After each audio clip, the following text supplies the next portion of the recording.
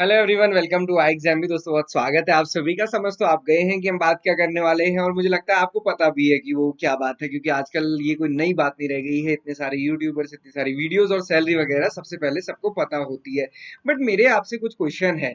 मुझे सबसे पहले आप ये बताइए, हम ये डिस्कस तो करेंगे कि आईबीपीएस एएफओ की प्रेजेंट सैलरी क्या है और कितना डिफरेंस आता है। मैं आपको ये भी बता दूंगा कि बैंक टू बैंक कितना वेरी करता है, और बैंक टू बैंक से ज्यादा लोकेशन टू लोकेशन बहुत वेरी करता है। इवन मैंने अपने ही करियर में 4 साल में डिफरेंट डिफरेंट टाइप की सैलरी देखी। मतलब मैंने अपने दोस्तों से अपनी सैलरी 7-8 हज़ार रुपये उस टाइम पे ज्यादा देखी, क्योंकि जिस समय मेरी जॉब लगी थी उस समय तो 33,000 रुपीज इन हैंड सैलरी हुआ करती थी। आज तो आपको पता है कि वो सैलरी 68,000 से लेके 75,000 रुपीज इन हैंड मिल रही है। तो आप सोचो कि जिस जमाने में मेरी जॉब लगी थी उससे अभी दुगनी हो चुकी है। बट चीजें वही है। बट बैंक में ये सबसे अच्छी चीज है कि हर 5 साल में वेज रिवीजन होता है, इसलिए सैलरी बहुत जल्दी इंक्रीज होती है।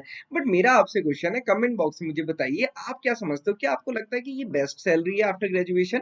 क्या आपकी वर्थ बीएससी एजी करने के बाद क्या यही सबसे मैक्सिमम है? आपको क्या लगता है? देखो, आपको जो भी लगता है आप बताइएगा। मतलब you can compare it with the private jobs, you can compare it with the other government job, you can compare it with anything, है ना। और आप मुझे जो भी आपको लगता है, क्योंकि यहाँ पे सारे बच्चे हैं, सारे बच्चे अलग सोचते होंगे।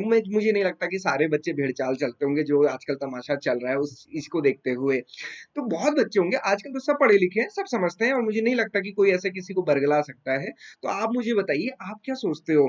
ये जॉब इसलिए बेस्ट है कि वैकेंसी ज्यादा आती है, या फिर आपको लगता है कि यहीं पे थोड़े सिलेक्शन के चांसेस ज्यादा है, या फिर आपको लगता है बेस्ट सैलरी यही है, इससे अच्छा कुछ नहीं है? कमेंट बॉक्स में जरूर बताइएगा, फिर हम डिस्कस करेंगे। क्योंकि पिछली वीडियो में भी मैंने देखा था, जो एग्जिस्टिंग एयरफोर्स थे उन्होंने भी अपने एक्सपीरियंसेस बताया, आपने भी बताया, और बहुत सारे स्टूडेंट्स को बहुत अच्छी अच्छी चीजें देखने को मिली होंगी।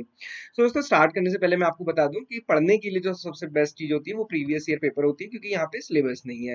देखो, आईबीपीएस पीओ एक ऐसा एग्जामिनेशन कराता है, या फिर आईबीपीएस ऐसे एग्जामिनेशन कराता है जिसमें ना तो वो पेपर दिखाता है, ना तो आंसर्स बताते हैं, ना यहाँ पे आप इस पे अपील कर सकते हैं, और न ही बड़ी बात की वो आपको कोई प्रॉपरली कोई भी तरीके से चीजें होती है। और बड़ी बात क्या है, हम बोलते भी हैं इसके लिए, आई डोंट नो क्यों कोई क्वेश्चन क्यों नहीं उठाता, या ये बना ही ऐसा है।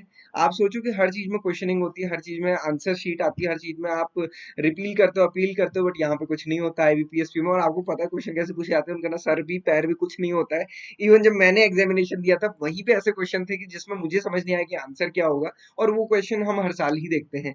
ये भी सोचने की बात है, जरा सोचिएगा हमेशा हम क्यों बस वो चले चले जिसमें सब चल रहे हैं। क्योंकि मैंने हमेशा बोला है, जो सब करते हैं वो अगर हम करेंगे तो जो सबको मिलेगा वही हमको मिलेगा। और किसी भी एग्जामिनेशन में सारे बच्चे, मैक्सिमम बच्चे बाहर होते हैं, कुछ ही बच्चों को एग्जामिनेशन मिलता है। ये बात सोचो, समझो इस बात को। ठीक है। सो चलो हम देखेंगे नई सैलरी। आप सभी को पता है कि अभी 12th बाइफर्टाइट सेटलमेंट हुआ जस्ट सिलेक्शन से पहले, तो नई सैलरी मिली। तो पिछला जो बेसिक था वो 36,000 था। अगर मैं आपको बताऊं, जब मैंने जॉब ज्वाइन की थी तब बेसिक था 23,700। तो आप देख सकते हो कि उससे लेके अभी तक कितना इंक्रीज हो चुका है। बट कंपटीशन लेवल की बात मैं अगर करूं, या फिर क्वेश्चंस की बात करूं, तो उस समय भी उसी टाइप के थे, क्योंकि 2017 से ही आप अगर आप देखेंगे ना, तो काफी पैटर्न में चेंज आया था। और वो बिल्कुल अलग से क्वेश्चन, करंट वाला पार्ट, सब्सिडी वगैरह, ये सारी चीजें तब से ही ऐड होना शुरू हुई थी। और बेसिक अभी कितना हो गया? 48,350। तो अगर आप अभी देखेंगे, ये सारी सैलरी कैलकुलेट करेंगे, डीएवी अभी तो क्या समझ आती है, ये सारी चीजें क्या है, ये तो जब आप जॉब करेंगे तभी आपको पता चलेगा, जब आप कंपेयर करेंगे ना, अभी तो इतने समझ नहीं आता है।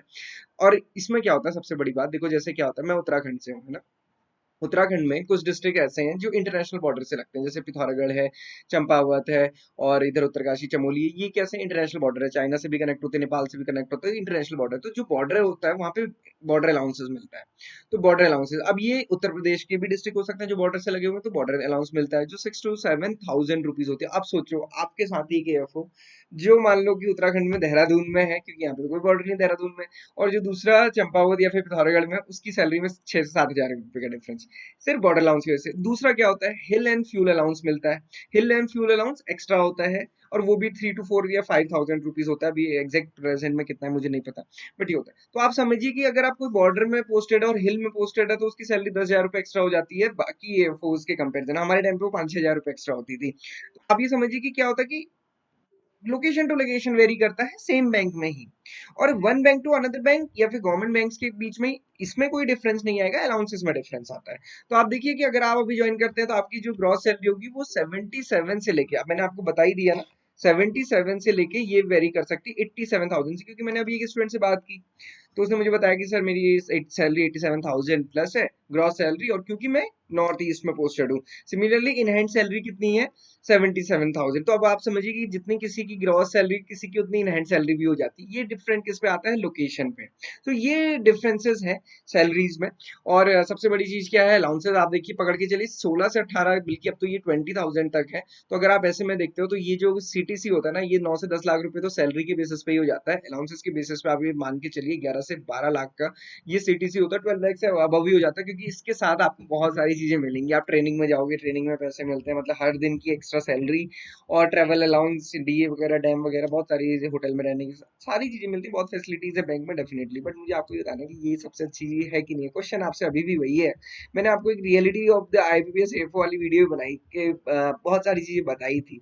तो आप मुझे ये देख के भी बताइएगा आपको क्या लगता है। अलाउंसेस में अगर आप देखेंगे, होम रेंट लीज मिलती है, ये बैंक टू बैंक वेरी करती है। देखो किसी बैंक में 8,500 है, किसी में 9,500 है, किसी में 7,500 भी है। तो ये डिपेंड करता है। जैसे पीएनबी में 8,500 है, यूनियन बैंक ऑफ इंडिया में 9,000 हो चुकी है, किसी बैंक में 7,500 भी है। Petrol 45 to 50 litre, even 60 litre तक वेरी करता है। 4500 से 5-6 हजार रुपए तक का पेट्रोल आपको मिलता है। देखो ये सैलरी के अलावा है। न्यूज़पेपर एंड अदर अलाउंसेस आप देखेंगे, न्यूज़पेपर है, मोबाइल है, ये बहुत सारे अलाउंसेस मंथली 1,500 से 2,000 रुपए के। ईयरली अलाउंसेस आप देखोगे, एंटरटेनमेंट अलाउंसेस होता है ना, मूवी वगैरह देखने जा सकते हैं, उसके लिए बैंक पैसा देता है। हेल्थ हेल्थ हेल्थ अलाउंस या कुछ तो बोलते थे इसको, हेल्थ अलाउंस, वो मिलता है, वो 12-14 हजार रुपए। तो आप देखो कि ईयरली अलाउंसेस भी बहुत सारे हैं। तो ये सैलरी काफी अच्छी होती है। सैलरी में कोई डाउट नहीं है कि ये सैलरी अच्छी है, बट अगेन क्वेश्चन वही है, क्या ये बेस्ट सैलरी है? ये मुझे आप कमेंट बॉक्स में बताइएगा। तो दोस्तों, जब आपको अच्छी सैलरी चाहिए तो आपको अच्छा पढ़ना भी पड़ता है, और पढ़ने के लिए अगेन आपको, आप पे डिपेंड करता है कि आप कैसे पढ़ते हैं। I exam is here to help, और सही गाइडेंस के लिए मैं कभी नहीं कहता कि आईबीपीएस एएफओ ही सबसे अच्छा एग्जामिनेशन है, बल्कि मैं ही शायद बताता हूँ यहाँ पे सबसे ज्यादा, या सब यूनिक। मेरे को नहीं लगता कि मेरे अलावा कोई और टीचर आपको कहता होगा कि आईबीपीएस एएफओ के साथ दूसरे एग्जामिनेशन को टारगेट करो, या बाकी एग्जामिनेशन को टारगेट करो, आईबीपीएस एएफओ हो ही जाएगा। क्योंकि मैं एएफओ रहा हूँ।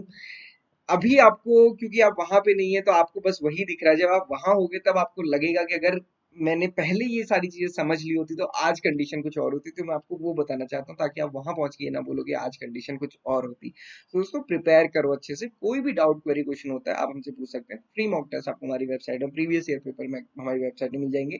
हमसे आपको कंटेंट मिलेगा short to the point, crisp में। बीएससी नहीं कराने वाला किसी को, एग्जामिनेशन के लिए प्रिपरेशन कराएंगे। तो उन दोनों में डिफरेंस है, उसके अकॉर्डिंग हम पढ़ाएंगे। ओके। सो दोस्तों, ये सारी चीजें, और कई सारे स्टूडेंट्स का कि वो एनरोलमेंट के बाद किसी को कुछ भी इशू आता है, मैंने हमेशा बोला कि आप hello@iexambi.com में आप हमें मेल कर दीजिए। कोई भी इशू आ रहा है एनरोलमेंट के बाद, आपको दिख नहीं रहा है मॉक टेस्ट में, अगर आपने कुछ भी इशू है तो आप हमको इसमें मेल कर सकते हैं, या फिर आप, ये नंबर है हमारा, इसमें आप हमें कॉल कर सकते हैं। पर ये डे में ही करेगा, रात में अक्सर बच्चों रात में कोर्स खोलते हैं, तो तब आप हमें मेल कर दीजिए, ताकि हम आपका उसमें रिप्लाई कर सके। सो दोस्तों, ये थी आज की वीडियो। क्वेश्चन आपके सामने है, आंसर आपको देना है, जरूर बताइएगा। Thank you for watching this video and have a great day ahead.